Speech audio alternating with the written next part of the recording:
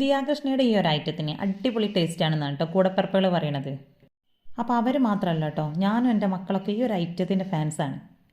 അപ്പോൾ നമ്മുടെ വയലറ്റ് കളറിലുള്ള വഴുതനങ്ങയല്ലേ, അപ്പോൾ അത് നല്ല രീതിയിൽ റൗണ്ടിലൊന്ന് കട്ട് ചെയ്തെടുത്തതിന് ശേഷം അതിലേക്ക് മസാലപ്പൊടികൾ ചേർത്ത് കൊടുക്കാം.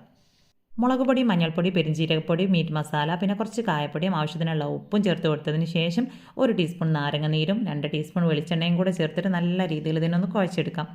അപ്പോൾ ഒട്ടും തന്നെ വെള്ളം ചേർത്ത് കൊടുക്കേണ്ട ആവശ്യമില്ല. നാരങ്ങനീരും വെളിച്ചെണ്ണയും ചേർത്ത് കൊടുത്തതുകൊണ്ട് തന്നെ ആ ഒരു വെള്ളത്തിൻ്റെ നനവ് വെച്ചിട്ട് നമുക്ക് ഇതിൽ ആ ഒരു മസാലയ്ക്ക് എല്ലാ ഭാഗത്തേക്കും തേച്ച് പിടിപ്പിക്കാനായിട്ട് പറ്റും. അപ്പോൾ ദിയാകൃഷ്ണൻ ഇത് റെഡിയാക്കി എടുത്തിട്ടുള്ളത് ബട്ടറിലാണ്. അപ്പോൾ നമ്മളിവിടെ റെഡിയാക്കി എടുക്കുന്നത് വെളിച്ചെണ്ണയിലാണ്. വെളിച്ചെണ്ണയിൽ റെഡിയാക്കി എടുക്കുന്നതിൻ്റെ ടേസ്റ്റ് ഒരു പക്ഷേ ബട്ടറിൽ കിട്ടിയില്ലെങ്കിലോ എന്നുള്ള ഒരു തോന്നലുകൊണ്ടാണ് കേട്ടോ വെളിച്ചെണ്ണയിൽ തന്നെ ഇത് ഫ്രൈ ചെയ്തെടുക്കുന്നത്. ഒരു പക്ഷേ ബട്ടറിൽ ചെയ്തെടുക്കുന്ന സമയത്ത് കുറച്ചുകൂടെ നല്ലൊരു ടേസ്റ്റ് ഉണ്ടായിരിക്കും. അപ്പോൾ കുറഞ്ഞ ഫ്ലെയിമിലിട്ടിട്ട് നമ്മളിത് നല്ല രീതിയിൽ തന്നെ 2 സൈഡും കുക്കായി കിട്ടണത് വരെ തിരിച്ചും മറിച്ചിട്ട് കൊടുക്കാം.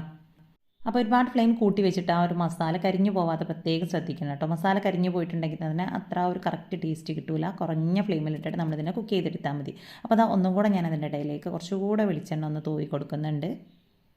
ഇനി ചോറിൻ്റെ കൂടെ കുറച്ച് മോരുകറിയും കൂടെ ഉണ്ടെങ്കിൽ നല്ല ബെസ്റ്റ് കോമ്പിനേഷനാണ്. അപ്പോൾ ഒട്ടുമിക്ക എല്ലാവരും ഉണ്ടാക്കുന്നത് ഈ രീതിയിൽ തന്നെ ആവും അല്ലേ. അപ്പോൾ ഇതുവരെയും ഇത് ട്രൈ ചെയ്ത് നോക്കാത്തവരുണ്ടെങ്കിൽ എന്തായാലും ഒന്ന് ട്രൈ ചെയ്ത് നോക്കുക. അപ്പോൾ ഇന്നത്തെ നമ്മുടെ ഈ ഒരു വീഡിയോ ഇഷ്ടമായിട്ടുണ്ടെങ്കിൽ ലൈക്ക് ചെയ്യുക.